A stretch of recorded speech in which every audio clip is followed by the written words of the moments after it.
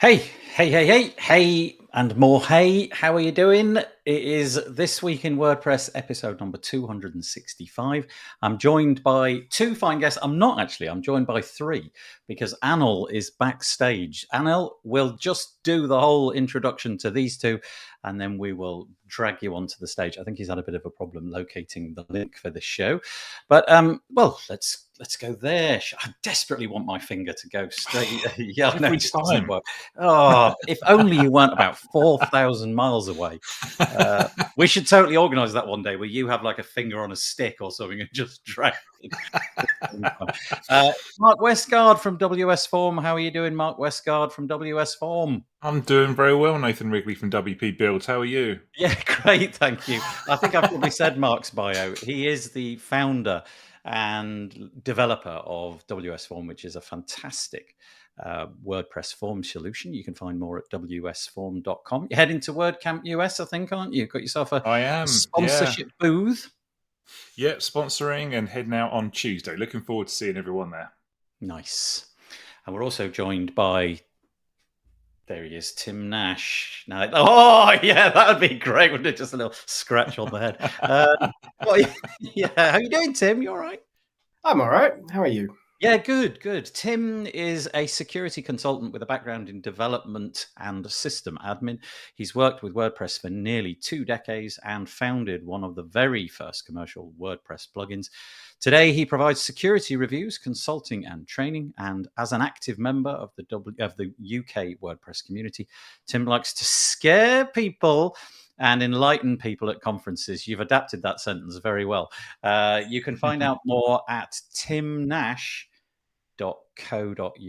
So thank you for joining us, Tim. And we're going to bring onto the screen Anil. How are you doing, Anil? Let's see if your tech is working. Can you hear us, Anil? Hi. Doing good. How are you? Yeah, good, thank you. I'm sorry about the link. Obviously, something got balked somewhere, but it's an absolute pleasure to have you with us. Anil Gupta is the CEO and co-founder of Multidots, Multi-Collab, and Dot Store. You'll be able to give those a little bit of a Google.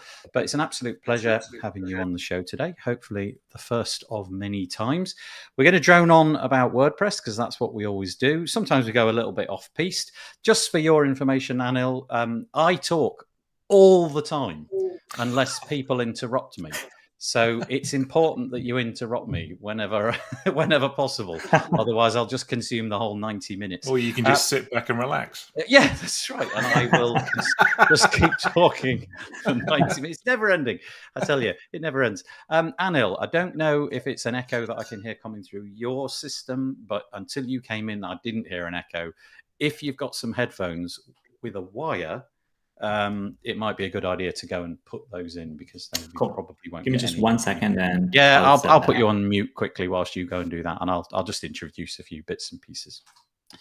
Okay, let me share the screen so that we can orientate ourselves. You know the drill. We're WP Builds. We have a website called wpbuilds.com. If you go there, you can sign up to our email newsletter and all of that kind of stuff. But also, we have a thing. This thing is called the Page Builder Summit. I say we.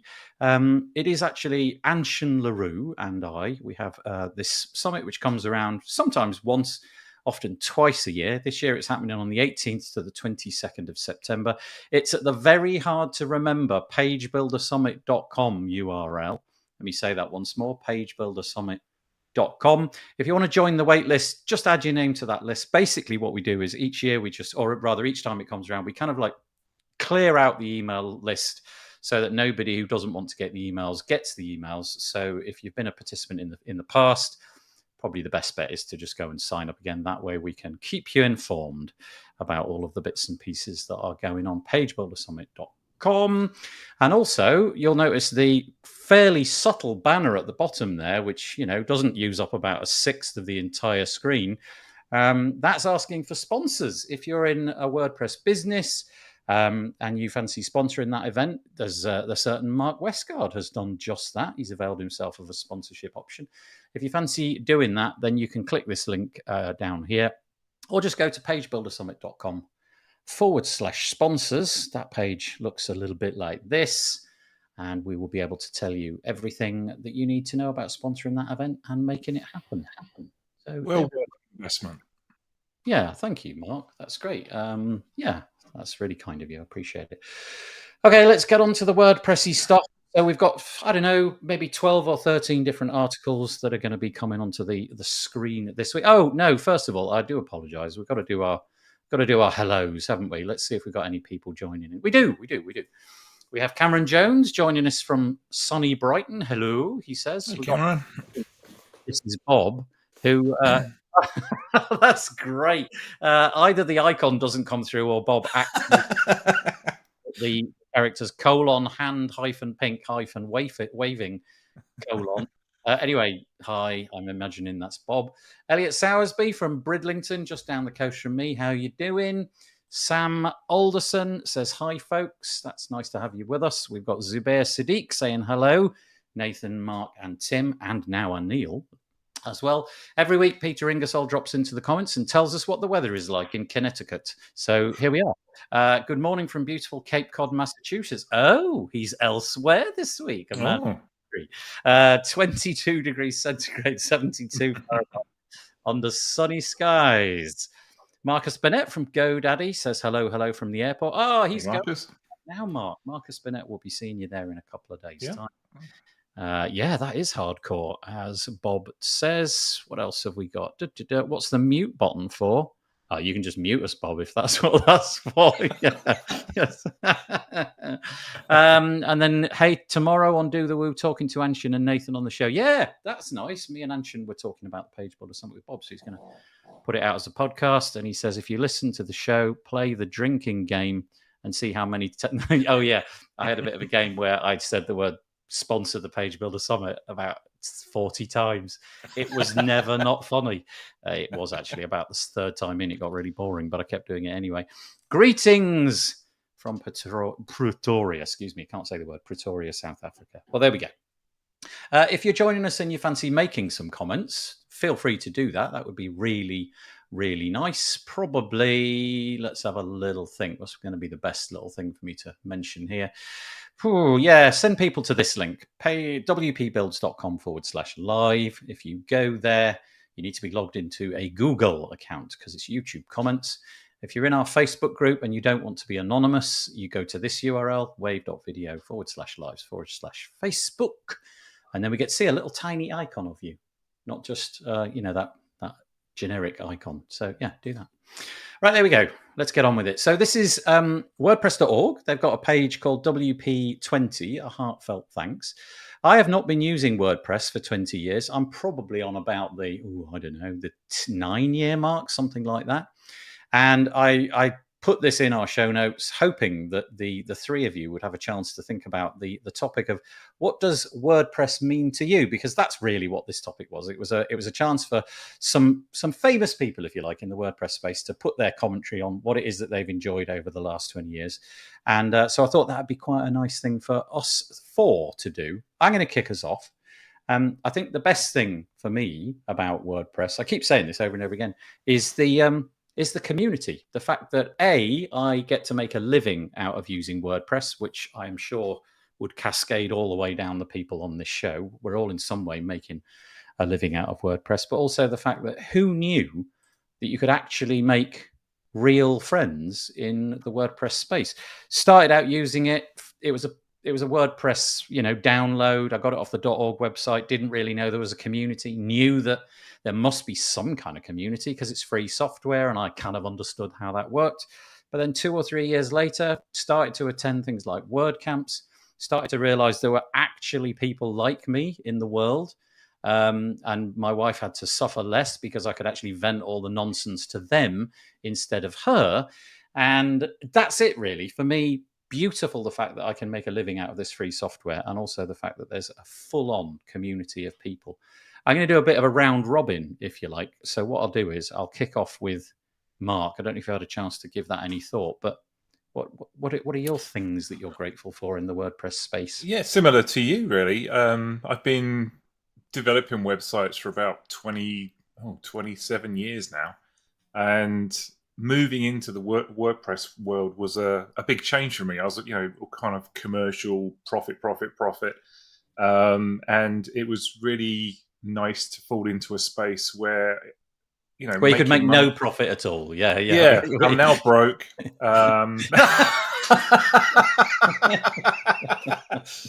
No, you've got to be part of that community. I love the community. I cannot wait to see everybody on Tuesday.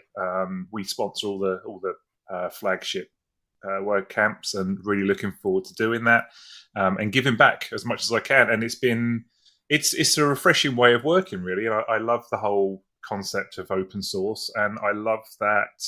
When I was first doing it, I was a little bit skeptical about how can you make a living out of open source. Listened to a lot of stuff by Matt Mullenweg, in fact, talking about open source and the licensing around that, and it's just a fantastic way of working. So very, very grateful to the community, grateful to anybody that's worked with me, and looking forward to many years ahead of it. Nice. Good answer, Mark. I like that one. Should we go around to Tim? I don't know if you've had a chance to think about this, but if you do, what's your thoughts? See, if I'd gone first, I'm going to give him more or less exactly the same answer. That's okay. You can do it again. The new one. But yeah, I attended my first WordPress event 16 years ago. Ooh. And I have friends who I made at that very first event who are still friends today, which is a powerful thing in itself. This idea that you could go to any other work, in inverted comma, event and make friends that last decades long. That's a testament to open source, but it's a testament to WordPress as well, and the type of geek who would go to those sort of events. Beyond that, obviously, I make my living here. And I don't have to do Drupal anymore, which is yay. Yeah, I get it. I know what you mean. Isn't it really curious though? I wonder what that event was like. Just describe. So 16 years ago, we were 4 years plus, maybe a little bit more into the project. That must have been a fairly early event, because I imagine the community wasn't particularly massive at that point. Where was it? What was it? So at the time, it was the very first WordPress North, as it became known. We had two user groups in the UK, WordPress South and WordPress North. WordPress South became WordPress London quite quickly. WordPress North morphed into something called Northern Bloggers for a while before becoming WordPress Leads. And they're the two oldest user groups in the country. And sort of still both going. WordPress Leads is still going online and is hopefully going back into person in September. And WordPress London is on a bit of a hiatus, but it's been going pretty much constant. Both of them have been going constantly from 2007, 2008 time. But yeah, so it was weird. It was held in a part of a university. And there was a small group of people, most of whom didn't know each other. And the first few events were very, very geeky. And then they started opening up to more people from the community. It gained over the years, it gained a little bit of a blogger focus because there weren't enough people doing technical stuff, and WordPress was being adopted by all these different people. So it became a bit more open. And then continuing over the years, it's morphed it back into WordPress Leads, which is a general user group. It has some very advanced talks and some very general talks. And there's such a broad breadth of people. There's everybody from ex-lawyers there through to priests who are developers, through to agency owners. And it's just a mingle of everybody. Cameron Jones, who is, we mentioned him, he said hi at the top of the show. He's been going to the Leeds meetups online while he's been here in the UK. He's having a bit of a sabbatical to play cricket in the UK. I know. He's been enjoying the Leeds meetups. And yeah, you never know.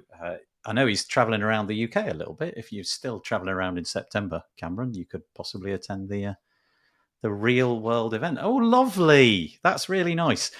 And Anil, tell us about your favorite bits about WordPress. Yeah. All right. Before I say that, I want to make sure that my mic is still okay. Yeah, all good. You hear me? Really okay? nice sound. Perfect. Very nice. Great. I just set up this home studio like just last week.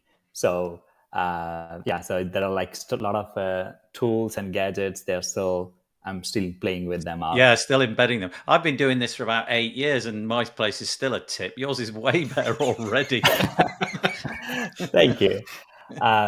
So yeah, as we are on the topic of WordPress community and open source, I wanted to go back a little bit on my college days. So when I was in college, I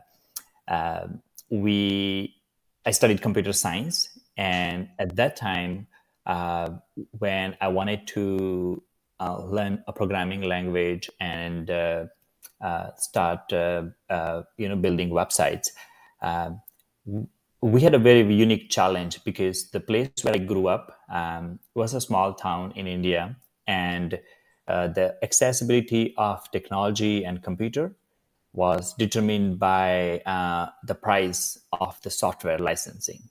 So our college was very selective about what kind of technology we will be able to learn and experiment with. So it was very interesting at the time. There was like all these .NET and Microsoft, like all those different softwares. But one of our college professor, he determined that we need to bring in open source, because if we bring in open source, then we will have more computers and we can install the operating systems and all that in more computers, and students can learn. So in a way, I was a part of that initial group where we started experimenting with the Linux operating system. So we installed in pretty much all the college computer. So that allowed all the students to learn more open source programming language like PHP and MySQL and all that. So so that was kind of like my first-hand experience with that, and that became a turning point for my life and career, because from that point onwards, I started learning PHP, started building websites when I was in college, so that's kind of like how my entry happened in the open source world. And in 2014, that was the first time I traveled outside India, and I was in San Francisco, and there was a WordCamp San Francisco. I don't think so at that time they still started WordCamp US, so they were still calling it. That's right. WordCamp San Francisco and the different cities. So that was the first time where I met a lot of different people from WordPress community. Before that, I just built 1 or 2 websites on WordPress. But that was my first experience and interface with the WordPress community. And it was really good because people were so nice and warm and welcoming. And that was a point where my business partner and I, when we went back to India, we decided that, all right, now we love this community. We enjoy working with talking to and interacting with the people. And that was a point in my agency days in Multidots where we decided, like, now we want to focus more on the WordPress-based website design and development. That's really cool. I hadn't realized the whole the sort of groundswell of open source that India probably has, and how much of a advantage, in air quotes, that gives to children coming through the education system. The education system here in the UK is basically a Windows-based enterprise. There might be some schools that can have Macs, but typically the budgets constrain that. But they can afford PCs, and so usually it's loaded up with Windows-based software, and the children are often taught just to adapt things through Microsoft products. So the part of the curriculum is literally to work with spreadsheets and so on. There's been a bit of a move over the last, let's say, 5 or 6 years towards moving away from that, and so things like Raspberry Pi and those kind of initiatives have begun to step in. But I think we're catching up in that sense. If you've got a whole generation of people working with Linux from a very early age, that's really curious. Yeah, thank you. That was a nice bunch of stories. I appreciate that. That's great. Okay, let's move on.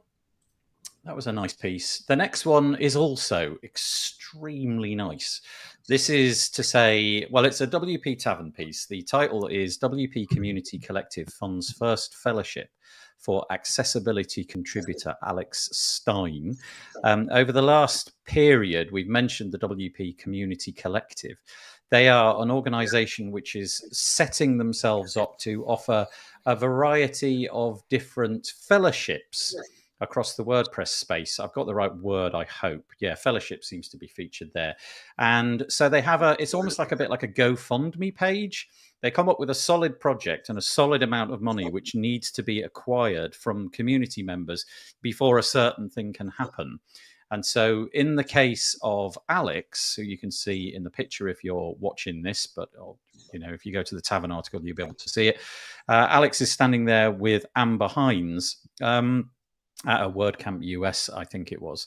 And Alex has finally been in receipt. Well, I don't know if the money's gone over yet, but the goal has been met. I can't remember what the numbers were, but essentially the amount of money raised will enable Alex to spend 5 hours a week working on WordPress and devoting himself to the accessibility cause within WordPress. You may or may not know that Alex is fully blind, I think is the phrase used in the article. Yeah, a fully blind individual contributor. And so has got an awful lot of experience of using WordPress in a scenario that I literally don't know anything about. There is actually a really interesting video here. It's linked in the article.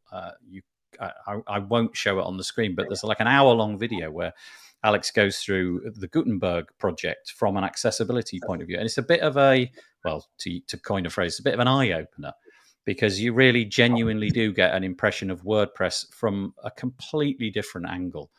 So he's in receipt of this money. He can now start to focus on that. Oh, there it is. That's the video I was talking about. It's on the bottom of this post.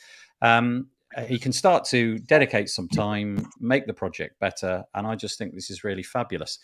If you click through to the Open Collective link on that page, you will be sent to the funding page, and you can see that the WPCC, the WP Community Collective, have actually got a whole variety of things that they're trying to support in the near future. Some of them are further towards the goal than others. But as they get to 100%, that project will obviously drop and all of the bits and pieces will start to happen. So just to say, whoever contributed to that, I think there was quite a few companies, 59 individuals and organizations that contributed to that. Amazing. Thank you so much. And let's hope that Alex is soon in receipt of that money and can get to work. So I don't know if any of the three of you have anything you want to add to that. As I said at the top of the show, Anil, interrupt, just butt in whenever you like. So over to you.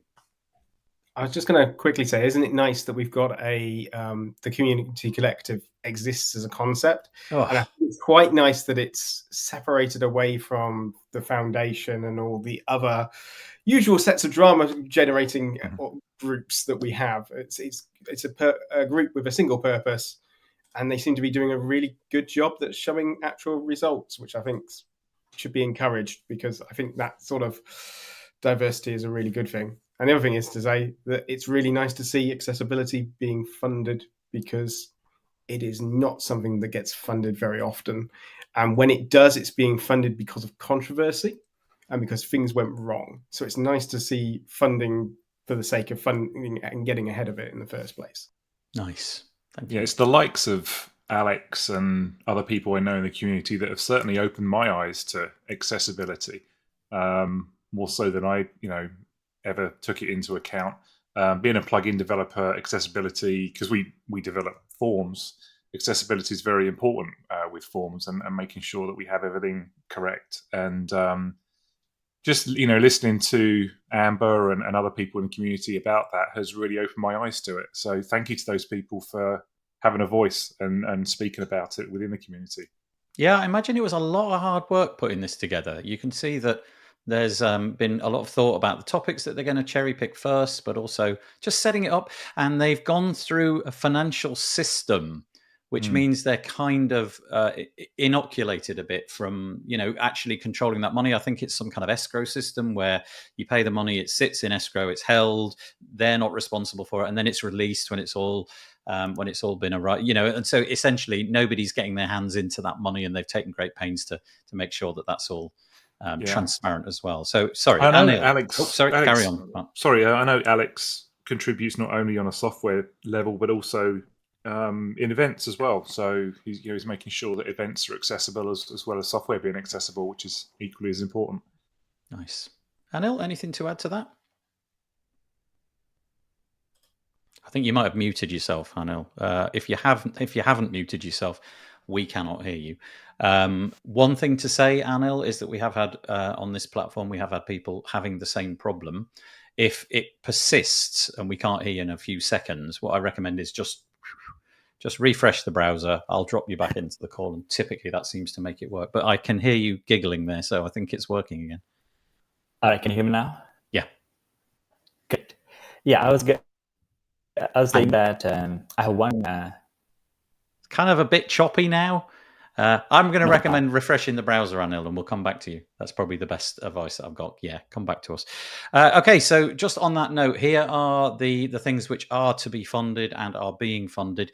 You can see here's goal number 1. Well, I'm reading them from left to right. I think this is the order in which they dropped, so I'm calling it goal number 1. Was the Accessibility Fellowship. You see from this green line that Alex has received, actually a little bit over, 113%. They wanted to capture... just shy of $5,000. They actually received $5,500. But the other things which are going on at the moment is you can get an individual membership. There's the WPCC Organising Fund, and there's just a plain old donation option.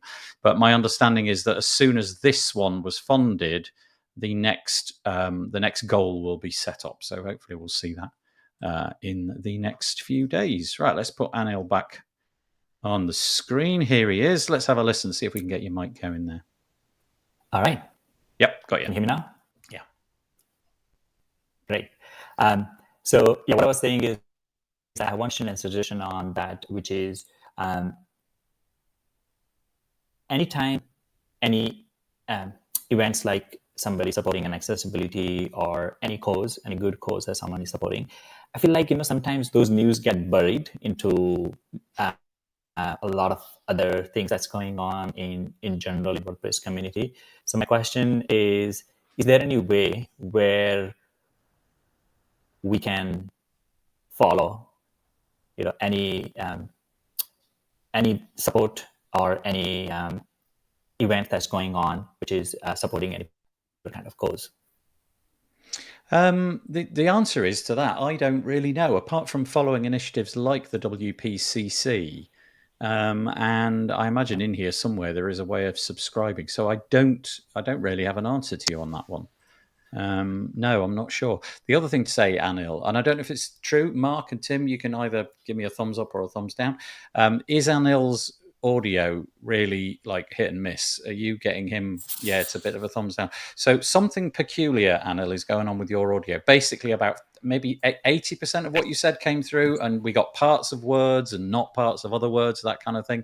So what I'm going to recommend is go and have a fiddle. Drop yourself off this call, go and have a fiddle, see if you can make it whole, and then come back in, because the way it is at the minute, we won't be able to understand what you're saying, sadly. So is that all right with you? I know that's a bit abrupt, but would you be all right going and having a play with your audio, get those drivers going or whatever it is that needs to be going, and then hop back in? Is that okay?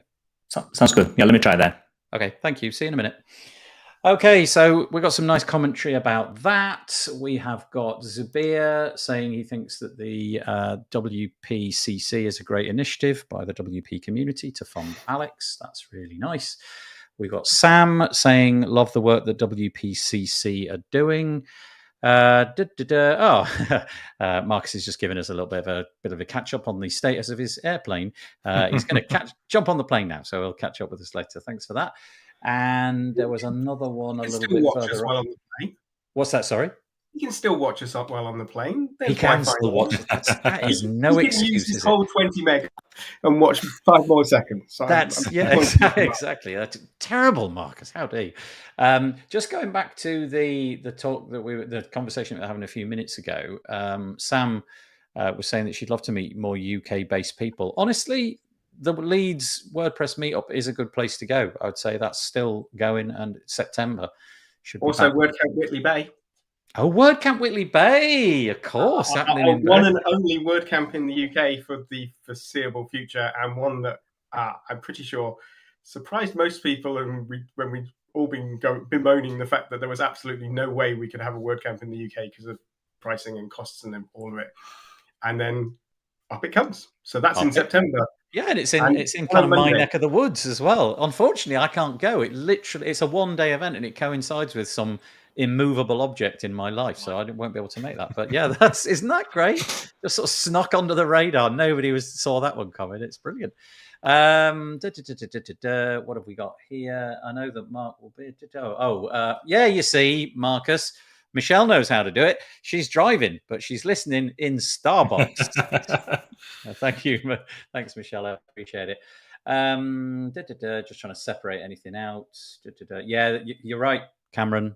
Tim's hit the nail on the head. There doesn't seem to be anything down south at the moment. I'm surprised there's nothing in Brighton for work. Yeah, well, there has been.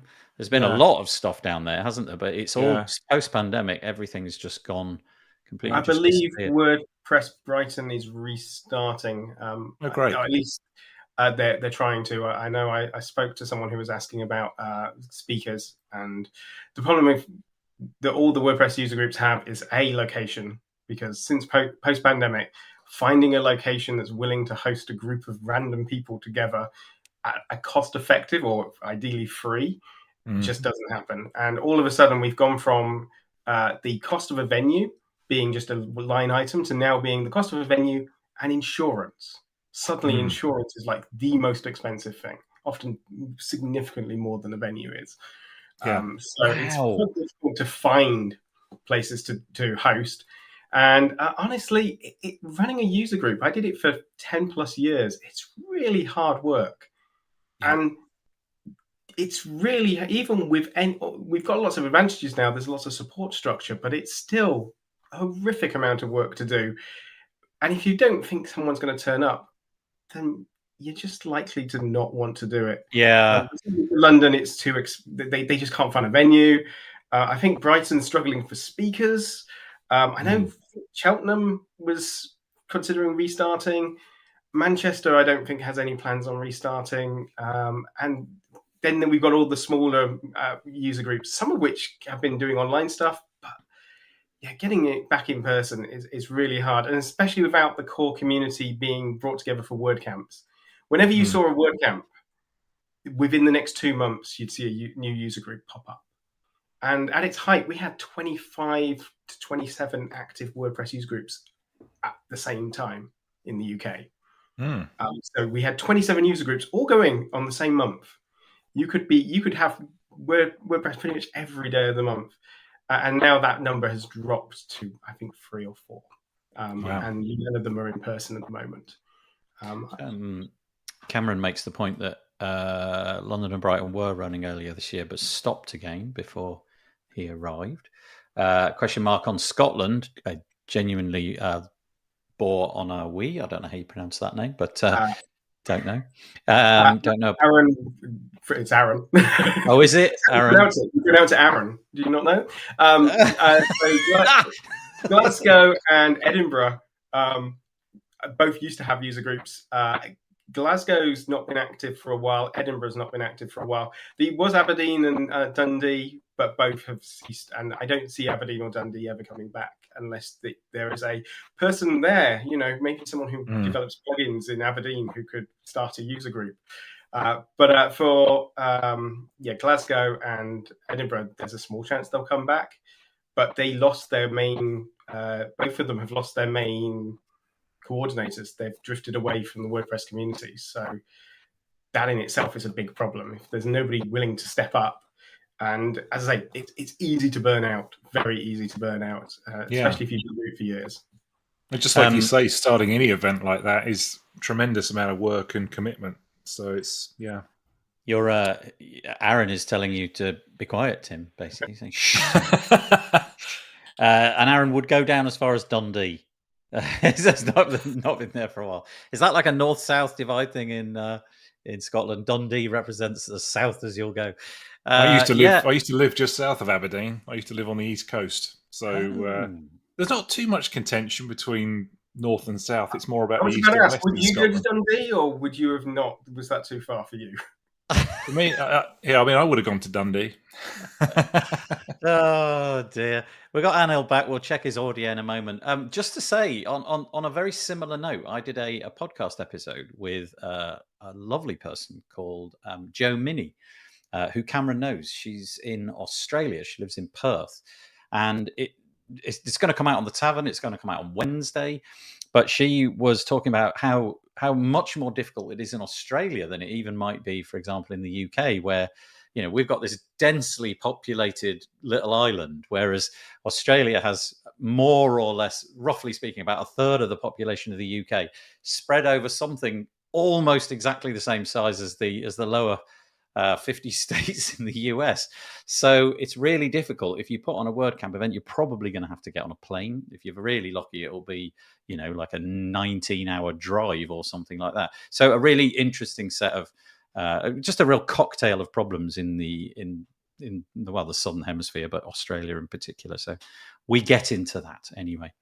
So thank you for all your comments. And Neil, in a somewhat controversial statement, simply pronounces that Glasgow is dead. Dead. I presume that you mean the WordPress event, not the city as a whole. Edinburgh is still on. Oh, I see. Here's some context. Edinburgh is still online. Ben is looking to go live soon. Do you know what? This is really interesting. We're getting a real. It seems to be there's a lot of people in the UK watching this particular episode. There seems to be a lot of things going on. And Tim, you've just schooled us on what may or may not happen. So yeah, nice, very cool. On the screen now, I don't know if I showed this earlier. I can't remember. Here are the things the WPCC is trying to do at the moment. Right, let's move on. That was a fascinating conversation. That is the WPCC website. On a very similar note, different story, but very similar. This is Sarah Gooding writing in WP Tavern. We featured WP Tavern an awful lot this week, and that's because I love it. The article is entitled WordPress Community Summit Travel Fund Contributes $48,000 in assistance for attendees. If you don't know what the WordPress Community Summit is, it's a little event which apparently used to run much more frequently. I think it was a sort of staple of WordCamp US, I think, probably, up until 2017, where there would be a little date attached before the WordCamp, and it was an invite-only thing. So it was people who, I guess, for a bunch of different criteria, were integral to the project. Let's just put it that way. They were invited to come along, but the invite, of course, doesn't get you anything other than the right to attend. If you can't actually make it because you can't afford the ticket or the accommodation or all of the other bits and pieces, then the invite is all well, but you're not going to go, are you? So $48,000. I don't know if that was the amount that was like subscribed at the beginning, but that's the amount that it took in the end. So it was for providing accommodation, it was providing flights, it was all of those kind of things. And again, whilst the WPCC it feels like that's a philanthropic thing which is being done for the community, but outside the community in a different project. This is a sort of different slant on that. This money is being provided as travel assistance, and it says it's thanks to a group of sponsors. So here they are: Automatic, A2 Hosting, Elementor, and Weglot. I don't know if that fund includes anybody else, but this time around it's going to support 38 attendees round trips, $31,000 for 24 people, and hotel stay. Sorry, that's for transportation. And then the hotel stays are going to account for $16,500, and that's 66 nights for 22 people. So again, didn't have to be the case. It could have been that you just said, well, you've got an invite. Can you make it or not? Yes, no. Okay, move on. Let's just pick somebody else. Could have been that, but it wasn't. So bravo to those organizations for stepping up. I hope you get the recognition that you deserve. So again, if anybody wants to jump in on this one, let's try Anil first to see if his microphone's doing the correct duty this time. What do you reckon with this one, Anil? All right, what do you think? Keep going. It's hard to tell.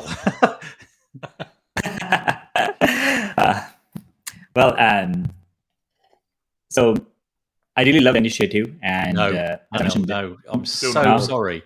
No, what we've Anil, got maybe basically try turn your video off. Yeah, try turning your video off. Or thank you, Mark. That's a sensible suggestion. If you go beneath the video of all of us four, there's a little cogwheel. I think it says settings or something. If you go in there, there are options around. I think if you go to camera, You can change the refresh rate. It looks like you've got a fabulous camera, so it may be consuming all of your bandwidth. I don't know. It's worth a shot. Either dropping down your refresh rate on the camera, or just switch your camera off altogether, and we'll go with the audio and see what that's like. Do you want to give that a try? Sure, let me do that. And may kill my camera. How is it now? Any better? It's not really. Keep trying. Say a few words. No. All right. I'll also try to change the microphone, see if anything happens. Yeah, do that. I'm going to put you on mute, Anil, whilst you do that, and I'll send that same question over to either Mark or Tim. We're talking about this article here, WordPress community, and the fact that these companies have stomped up to get these people there. It's a very nice gesture. Yeah, I mean, this goes back to the second article we were talking about 20 years of WordPress, right? And loving the community.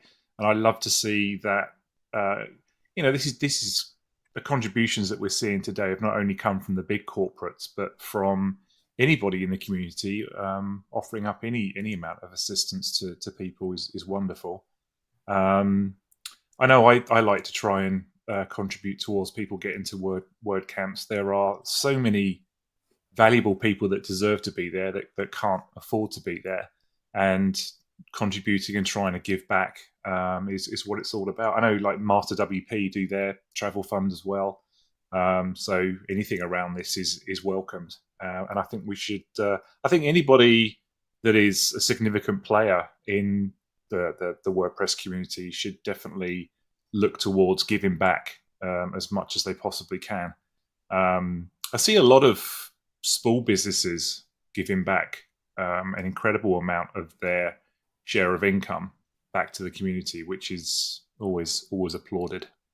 Such a weird, I say weird in air quotes, but it's such a weird industry. If you went out into the broader business world and talked about philanthropy and giving back so that other people, my guess is that most people say, no, that's weird.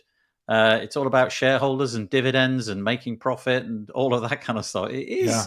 It's genuinely pretty It's a completely different mindset. Yeah. And I love it in that regard. There are so many contributors to the WordPress project that maybe just work from home and attending a WordCamp, particularly given that they can be so far away from where they live. I mean, in the US, a flight across the country can cost you an immense amount of money. So having these funds available to them to let them attend and bring value to these events, I think is fantastic. I hope that the people who have been in receipt of these funds, I hope that they get to know, where that money has come from, and I kind of, in an ideal world, you'd want there to be some sort of recognition for the companies that have put that sponsorship up. I guess the Tavern have done a job of doing that, but bravo to those companies. Tim, anything to add? Not really, though. When we were talking, I was just reminded of a time that I had a conversation with an accountant about sponsoring a WordCamp many, many years ago, and he asked whether it was some sort of tax evasion scam. Which that's how alien it was. how confused he was. Like, well, because money was going off in one direction, and then the sponsorship was being provided by a different firm in inverted commas, because that was how WordCamps were run back then. And yes, this idea that he was just there going, is this some sort of tax evasion that I don't understand? You need to explain it to me. Totally. It's like, no, we're just sponsoring an event. Yeah, that's fascinating. Cameron makes a point that you just made, Mark, about the size of the US. I guess it would be the same in Australia. Cameron's closest meetup, this is going back to the story from a moment ago, is 100 kilometers away. There's never been a WordCamp away from the East Coast, so that's another 2 or 3 hours flight. So if you want to run one in Perth, which Joe Minnie, I think, would love to happen because she's based in Perth. But my understanding is Perth is the most isolated capital city. It's not the capital city of the whole country, but it's the capital city of the state. It's the most isolated capital city on the planet. Wow. It's further away from any other capital city than any other. If you draw a circle around it, I think it's closer to Jakarta in Indonesia than it is to Canberra. could be wrong about that, but I think that's the case. Anyway, there's my geographical snippet for the day. It's your secondary education coming out. That's right, yeah. Andrew Palmer, being an organizer of any WordPress event opens you up to criticism. So that would be another reason for lack of organizers. But you can't please everyone, unfortunately. Interesting. Andrew raises a good point. All the main sponsors give massive amounts in global sponsorship. There you go. Bali is closer to Perth than I am near Adelaide. Yeah, you see. Thanks, Mr. Green, my geography teacher back in whatever it was called back then. I did, in fact, learn something. We have a private chat facility in this conversation, and Anil has dropped in to just say he's sorry about the mic issue. He's just going to listen. So we'll keep him there, but he's not going to be contributing anymore. But we'll keep him there anyway, just as a memorial to the fact that it never worked out. Anil, just so that you know, please do come back. When the call has ended, we'll fetch you back onto the screen and we can have a chat and see if we can iron out what the problems were. But that's one last comment. We were talking about sponsorships. Andrew carries on and says, for example, super admin is $75,000 for WordCamp US. Boy, that's a fair amount of money. All right, let us move on. Okay, so this is another interesting topic.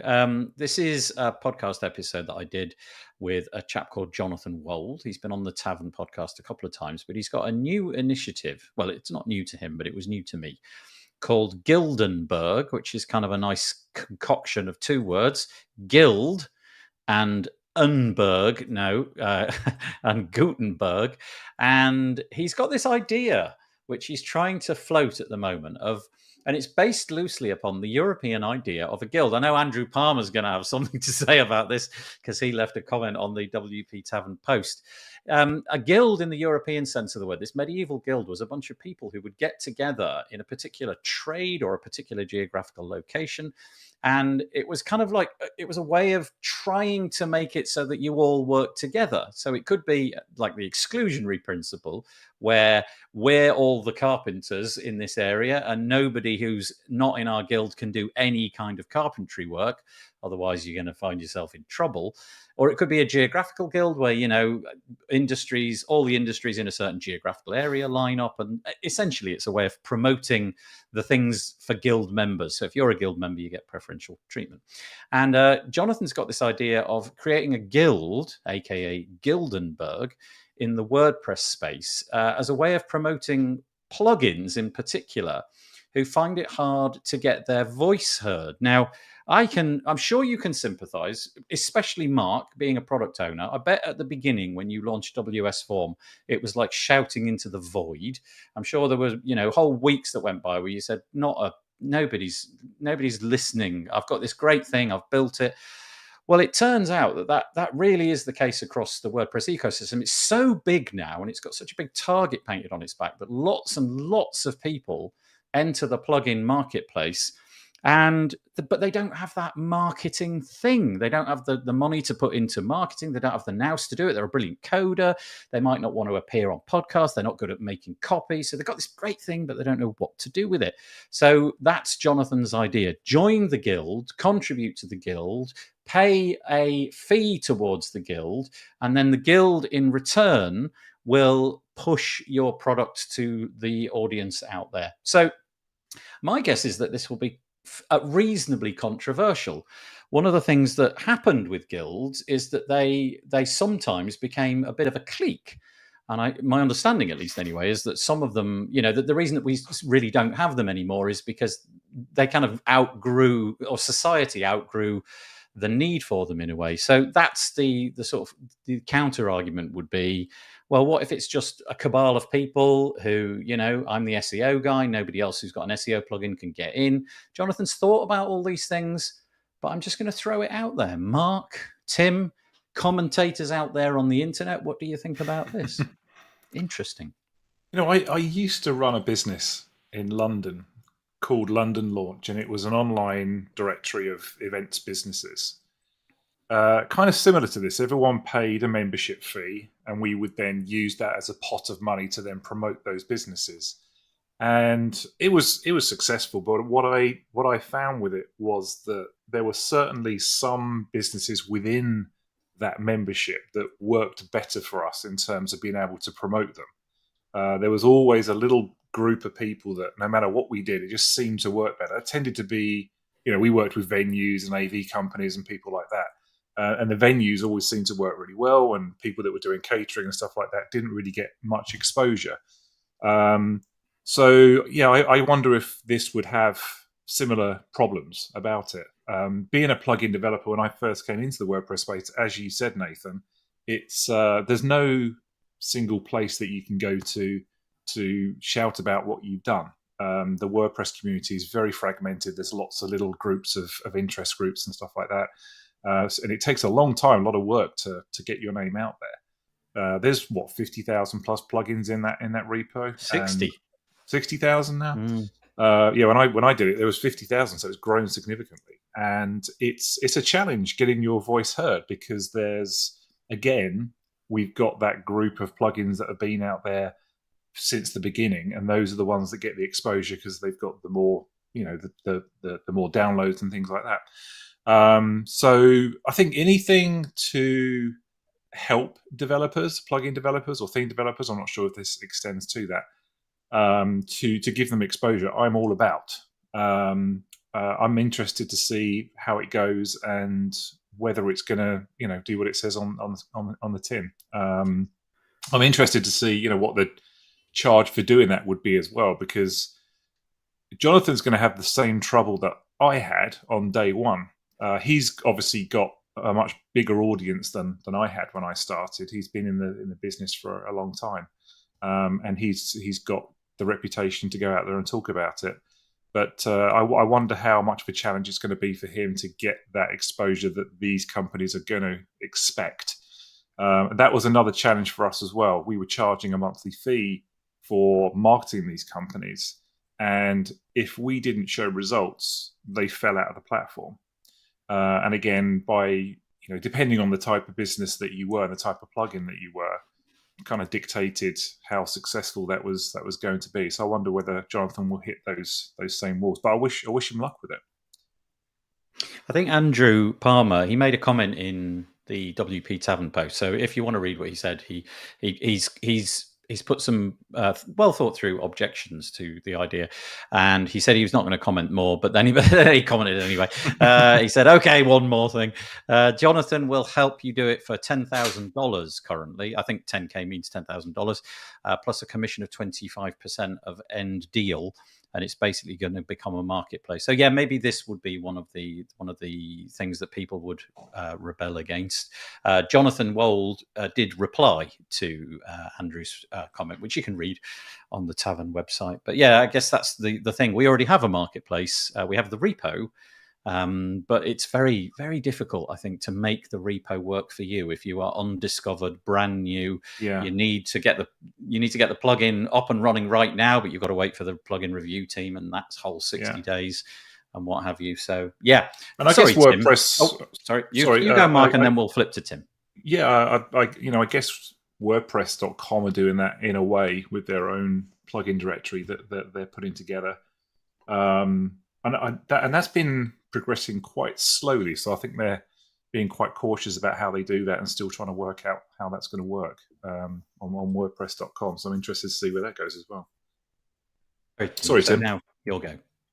I was just to say, this feels very catch-22, because for it to work for him, he needs enough people to be in the guild for them to work together. Otherwise, it's just him being a marketing person doing some marketing for you.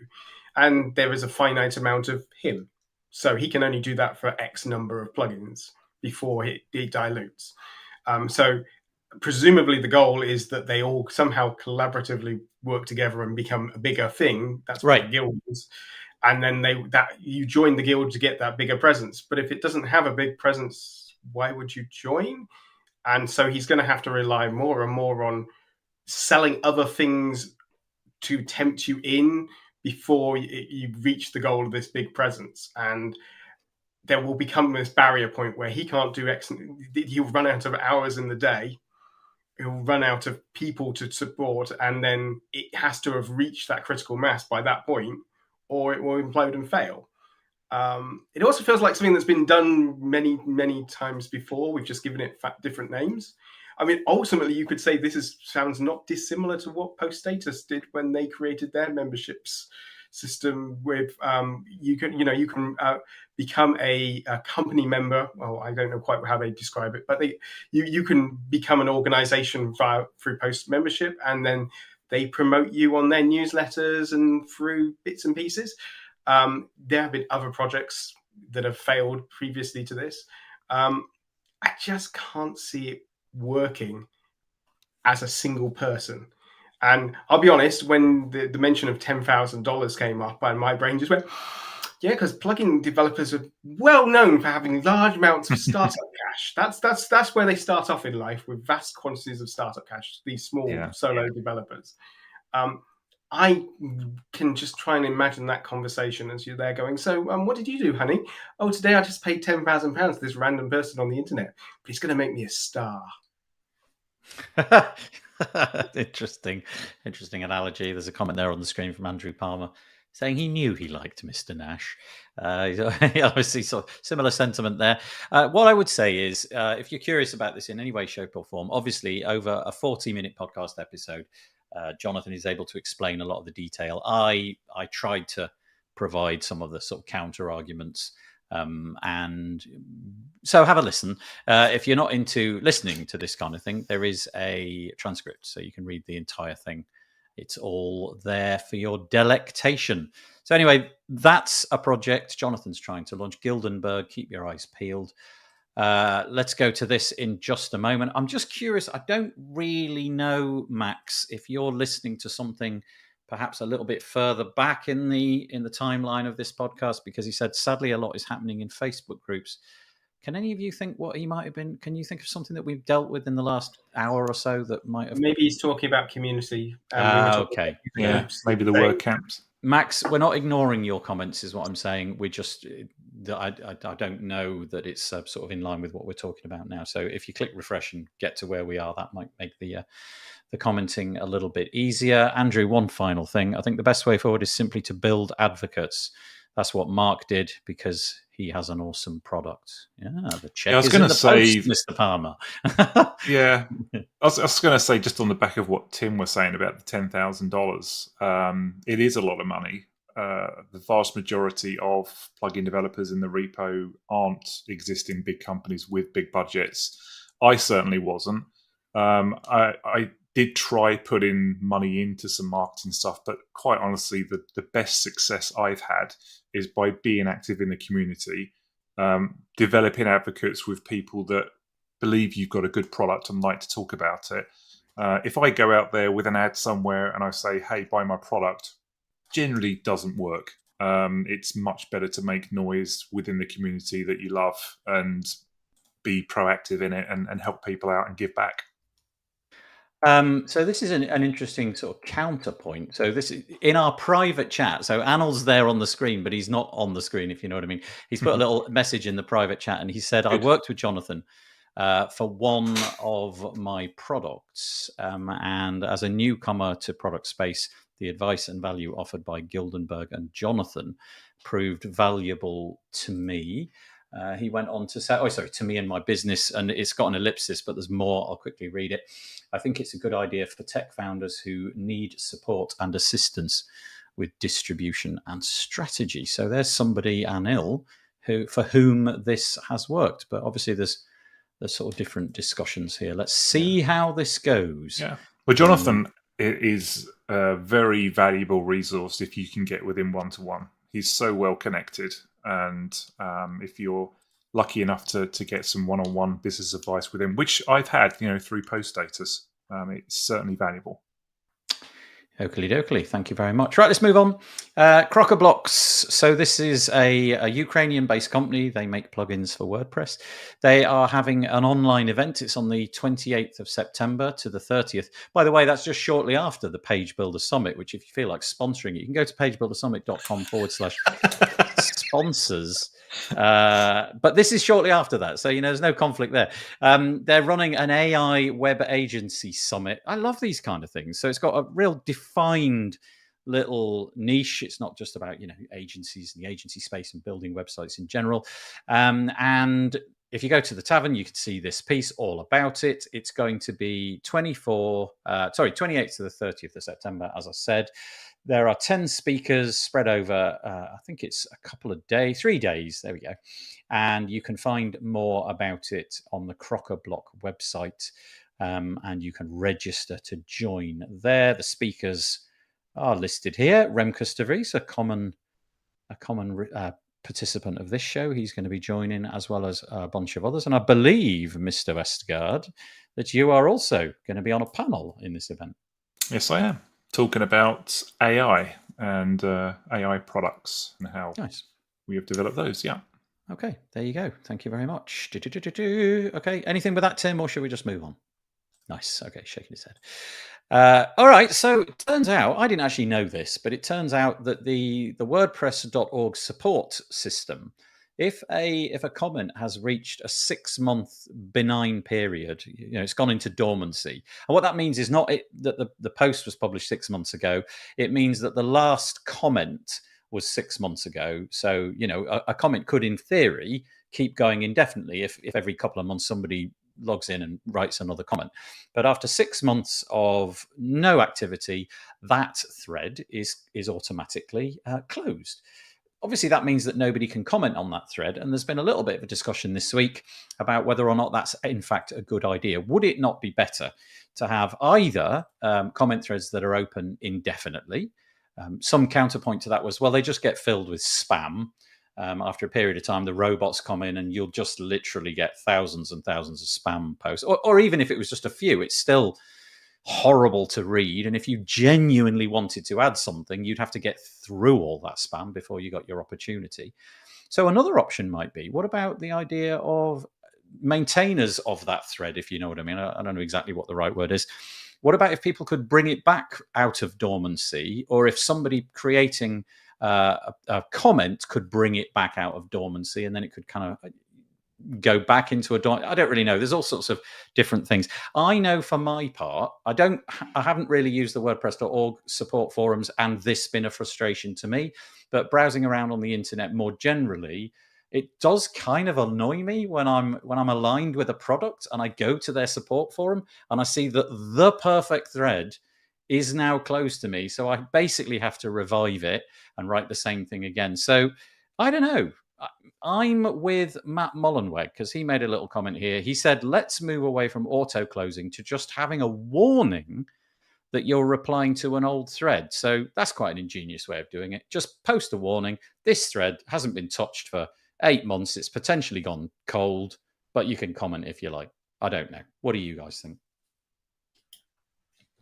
I think that there are probably slightly more technical nuances than that.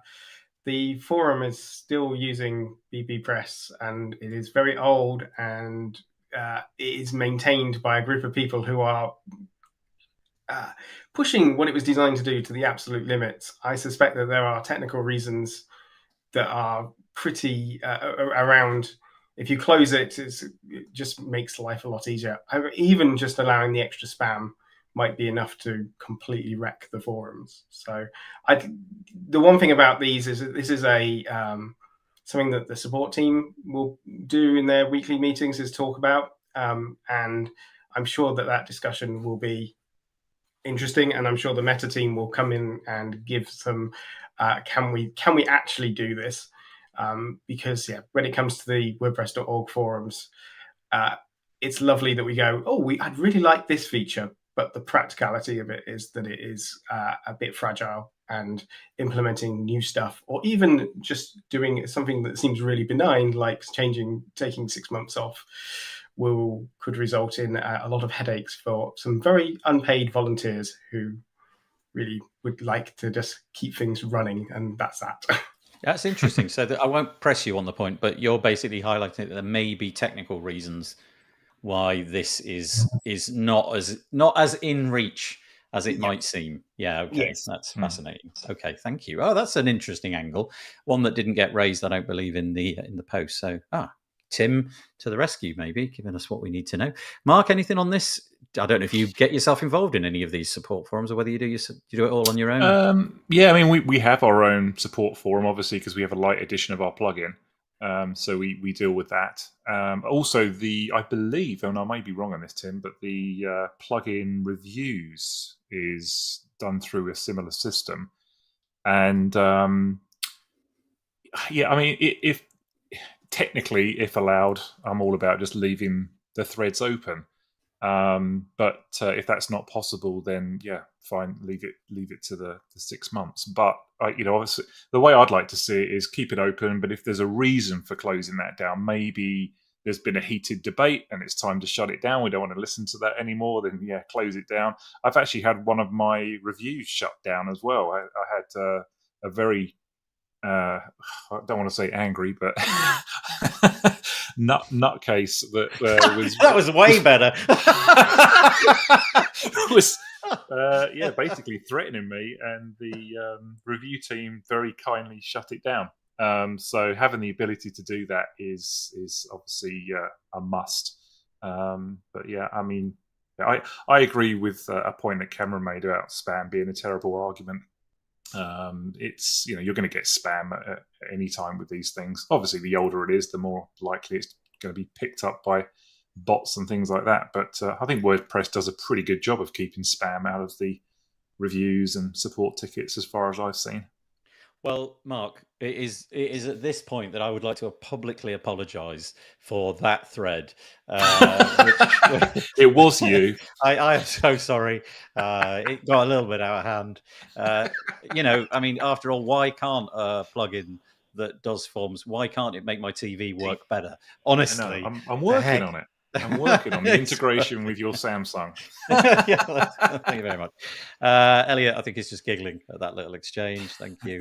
Yeah, exactly. Not angry, just a nutcase. That's got to be. I'm writing that down as there you go. There's the title for Not angry. Just hold on. Let me just scribble that down. What is it? What did you say? Not angry. Not angry. Just a nutcase. Nutcase. Yeah. Okay. Right. Nutcase. Got it. Perfect. That's unless somebody says something significantly funnier than that before the end. That's going to be the episode of today.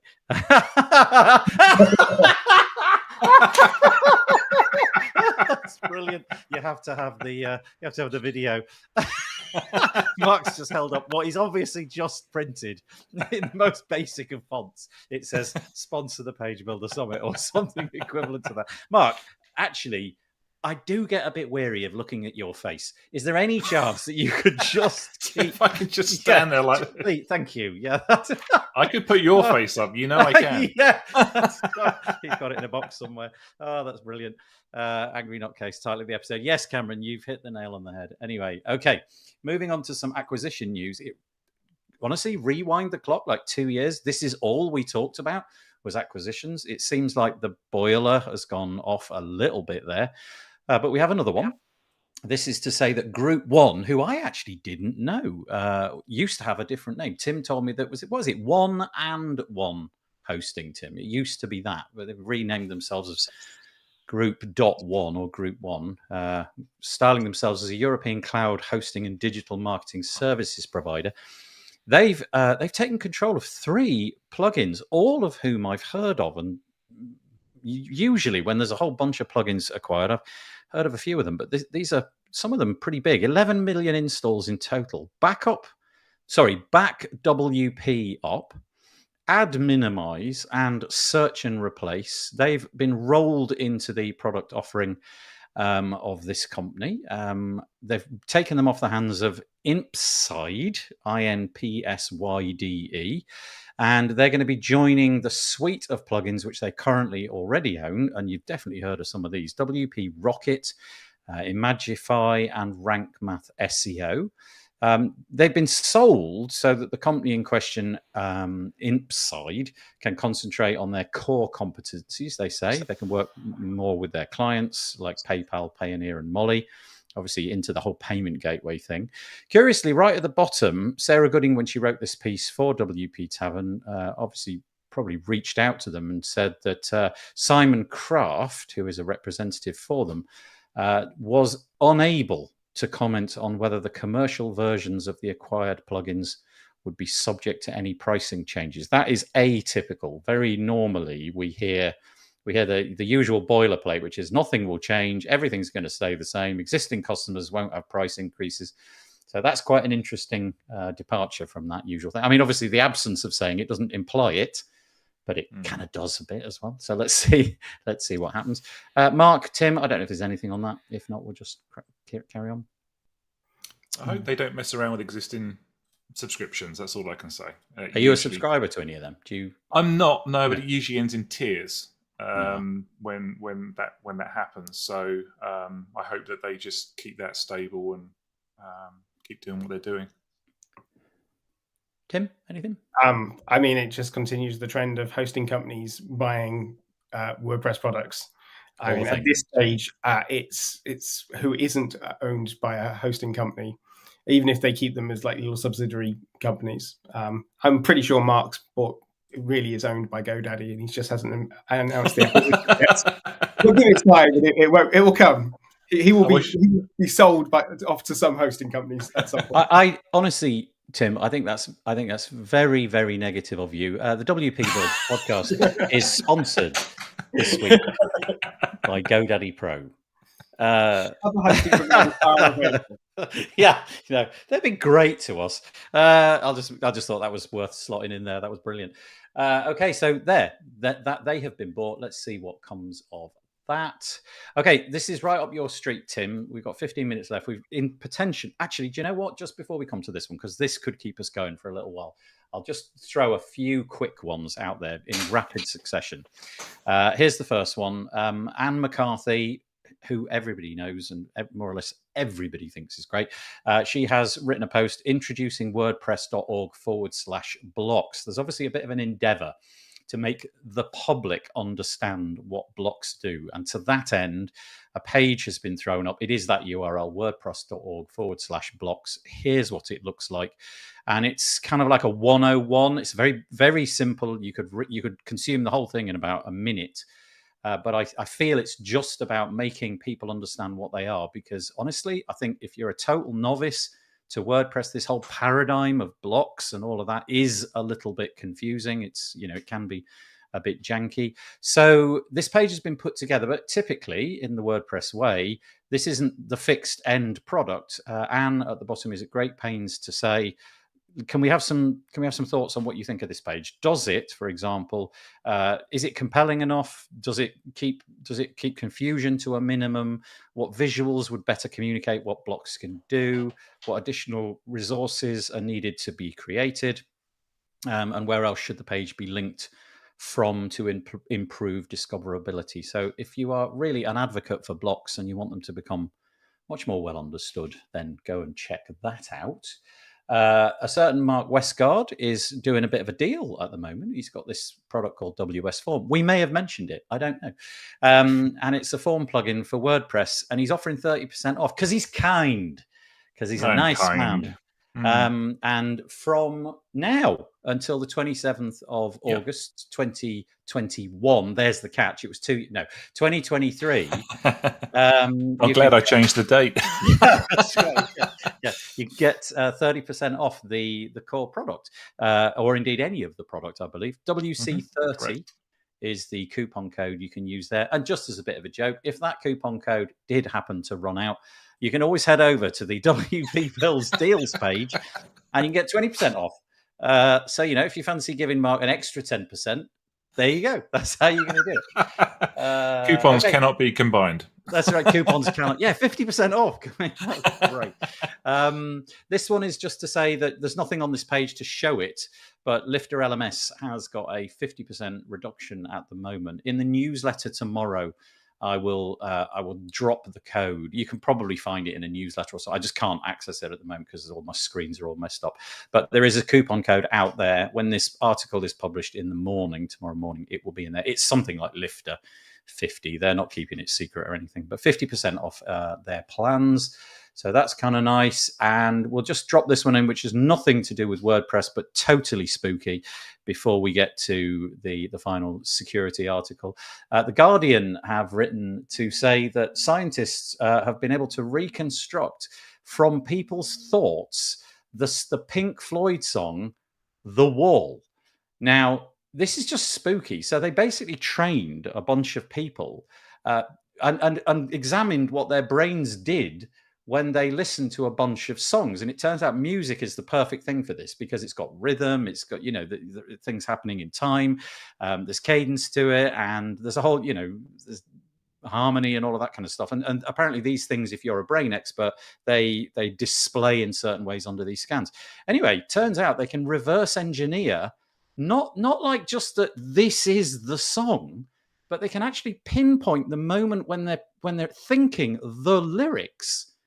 And what the heck?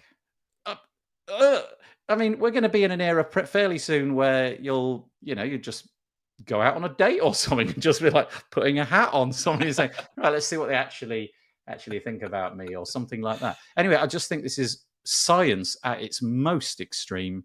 Thought that was worth mentioning. Don't know if any of you want to mention anything about that before I go back to security. Just think about when you can put that hat on and then just reprogram.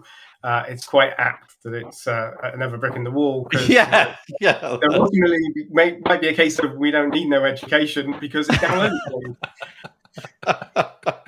That's great. And also, like, why that song? There must be something about that song which the scientists presumably thought, this song is super predictable.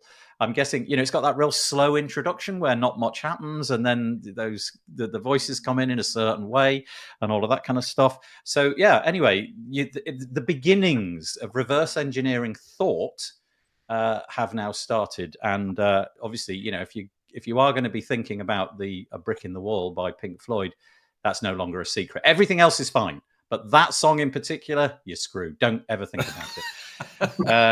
So, okay, back to the question in hand. This seems to have ruffled a few feathers. By the way, look at that lovely, tasty little banner at the bottom of that page.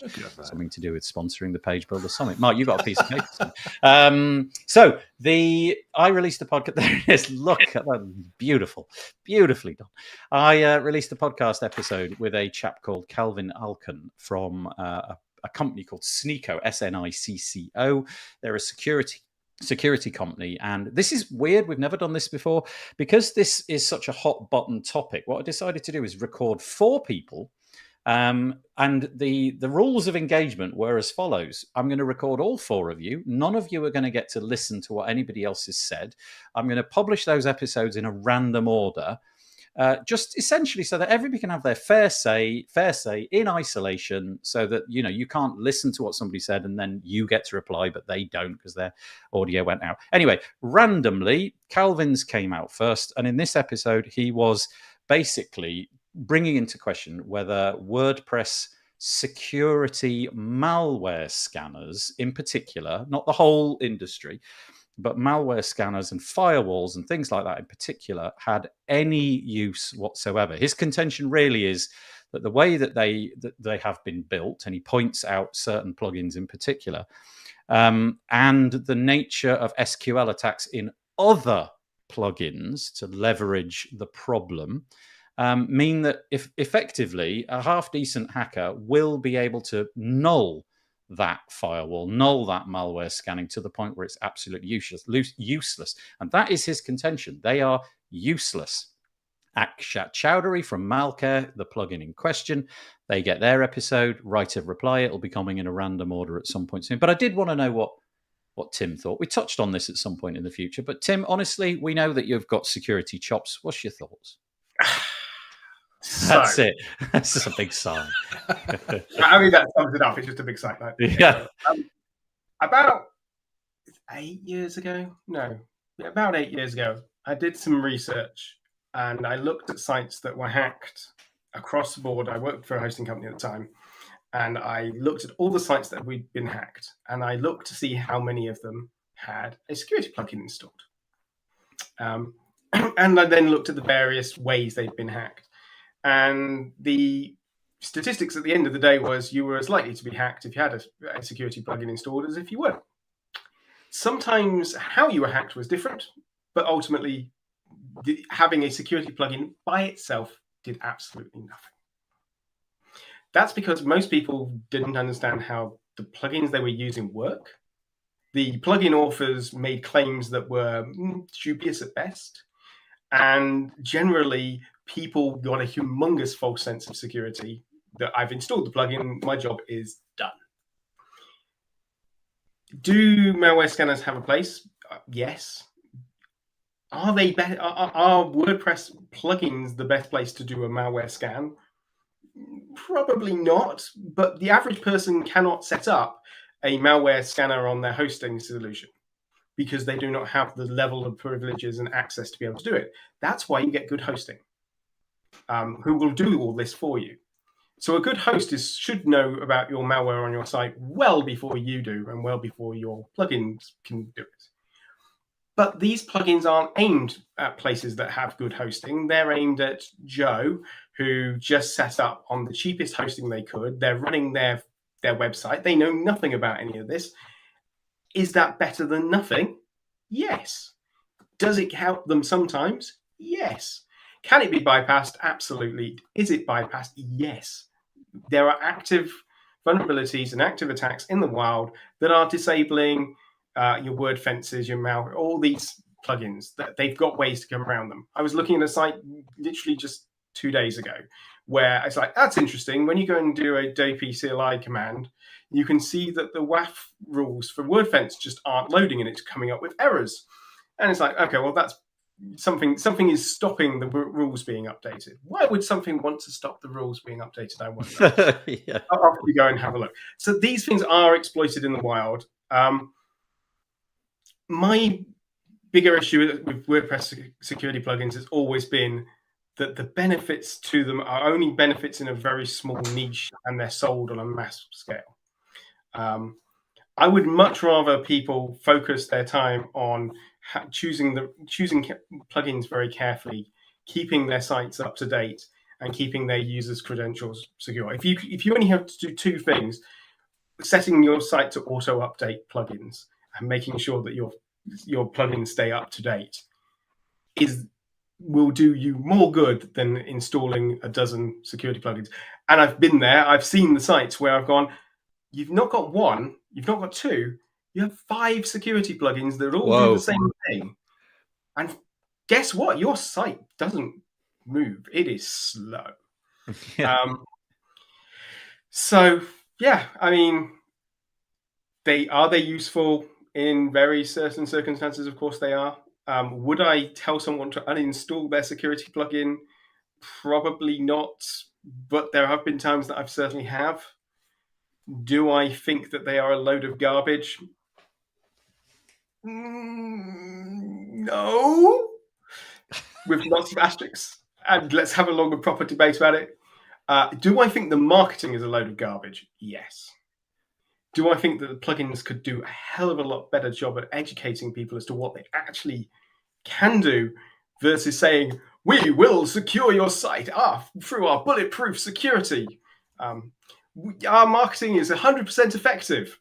Our marketing is effective. All of these things, if we're going to get anywhere forward, we have to improve the education. And the people who have to improve the education, a lot of that is through these security plugins. They need to do a better job at explaining when they are good at things and when they are not.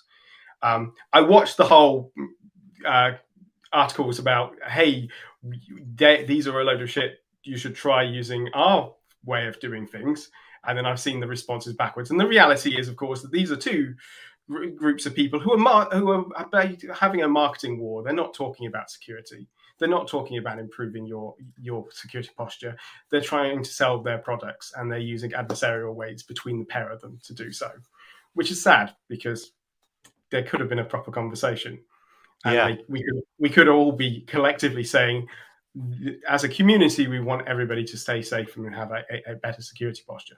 But so sadly... that was kind of my endeavor in putting these 4 episodes together and laying some ground rules, which I've never done, so that nobody could tread on anybody else's toes. So we'll see how that works out in the round. But really interesting thoughts there. Thank you for that, Tim. Absolutely fascinating. Yeah, really good. Mark, have you got anything to add to that? We are basically at time, so if you do. Yeah, great. I mean, just very quickly, I think, like Tim says, a lot of the time it's down to people not understanding how to secure their sites. A lot of people just building WordPress sites. They're not technically inclined to understand security.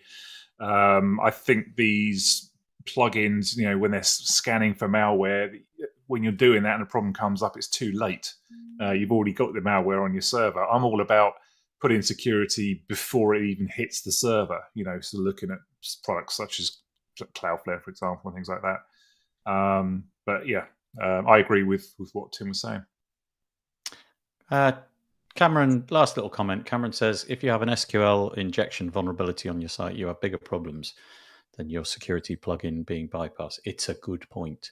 I just got to ask, just before we end, just a moment ago whilst Tim was talking, I saw Mark scrunch up a piece of paper and throw it behind him. Now, I can only hope, I mean, let's pray, shall we, that it wasn't the all-important Page Builder Summit sponsorship piece of paper, was it?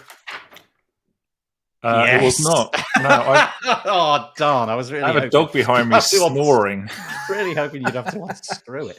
Okay, no, I have a dog behind me snoring, and I was trying I can't hear anything. You've got a really good mic setup, if that's I'm glad you can't hear the drone. Yeah, no, not at all. So I'd like to personally thank Mark Westguard, Anil Gupta, despite the technical gremlins. Hopefully he'll come back and we'll get that all working. And of course, Tim Nash. It's that humiliating moment, fellas, where you've got to raise your hands and give us a cheesy grin, and we'll have Anil as a circle, just like that. As I said to you at the top, there's kind of some weird gremlin in this platform where I press end broadcast and it just seems to, for some reason, deliver a weird thing. But hopefully it will give us the right little outro. I'll be back in the studio this time next week, hopefully. I might be taking a week off, haven't quite decided yet. But anyway, we'll be back soon on a channel near you. Thanks, and we'll see you soon. Take it easy, guys.